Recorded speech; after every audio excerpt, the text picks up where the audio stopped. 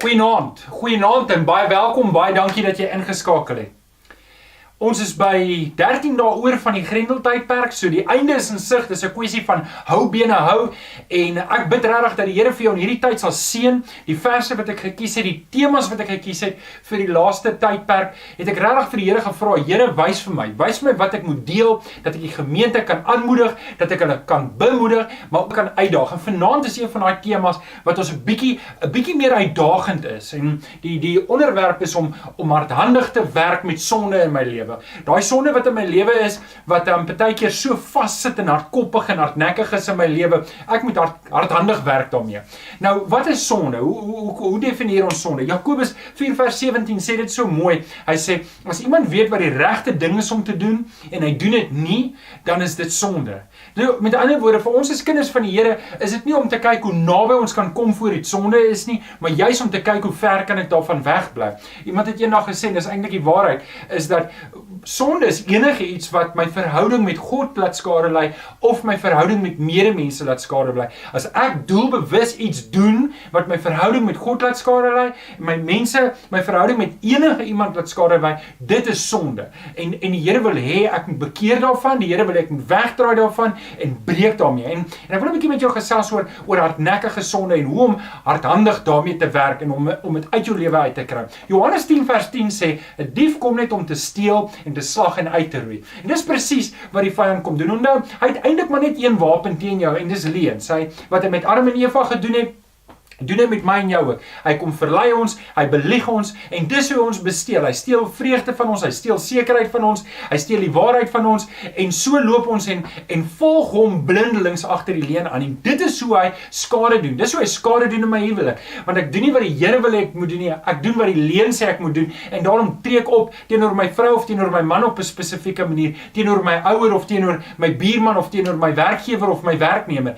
En die Here wil vir my help dat ek nie so sal optree nie. Die Here wil vir my help, en dis die tweede deel van die vers. Jesus sê, ek het gekom sodat jy 'n lewe kan hê in oorvloed. En daarom wanneer ons die Jesuspad volg, dan seën die Here ons. En dis hoekom dit belangrik is dat ek nie moet sonde duld in my lewe nie. En as daar iets is in jou lewe wat jy weet, jy moet breek mee, dan is dit nou die tyd om hardhandig op te tree en te sê, genoeg is genoeg, ek breek met hierdie ding. Ek gaan die Here vra om my oorwinning te gee, want ons is meer as oorwinnaars deur Christus wat ons krag gee.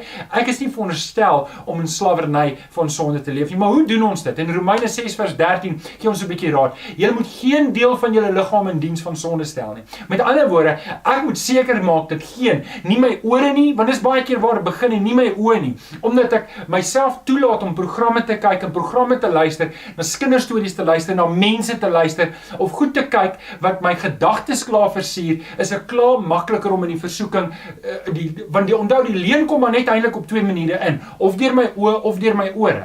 En as ek daar kan toemaak en sê, ek gaan nie my oë of my ore in diens van sonde stel nie, het ek al klaar die stryd halfpad gewen. En dan sê hy, nee, stel julle in diens van God. Met ander woorde, nie net moet ek passief wees, ek moet goed breek, of reaktief wees nie, ek moet ook proaktief wees. Reaktief, ek breek die goed af wat reeds in my lewe is, maar proaktief en sê, ek gaan nie net my liggaam in diens stel van die sonde nie, ek gaan my liggaam in diens stel, ek gaan my ore in diens stel van Christus, ek gaan my oë in diens stel, die goed wat ek kyk, die goed wat ek hoor, gaan ek seker maak, het bring eer aan die Here. So dis hoekom hy sê, nee, stel dit in diens van God, as mense wat dood was, maar wat lewend is, en daar's 'n sterk sekerheid en dankbaarheid daarin, en hy sê, en stel elke deel van julle liggame in diens van God as werktuig om te doen wat God wil. Met ander woorde, nie net maak ek dit my ore nie meer lelike goed inneem nie. Ek maak juist dat hy die teenoorgestelde doen en goeie goed inneem. Maar wat dit dan inneem, gaan dit in my hande toe, dit gaan in my voete toe en ek leef Christus uit. Ek begin 'n bedienaar word van die Here Jesus. Ek word iemand wat mense gaan bedien daar buitekant met die Here Jesus en ek begin om aktief uit te leef en skielik verander my hele lewe. Skielik is ek nie meer so vatbaar vir sonde nie. En vriende, dit is wat belangrik is. Kolossense 3 vers 5 sê, daarom moet julle die aardse dinge doodmaak wat nog deel is van julle lewe. En dis die uitdaging vir my en jou vanaand.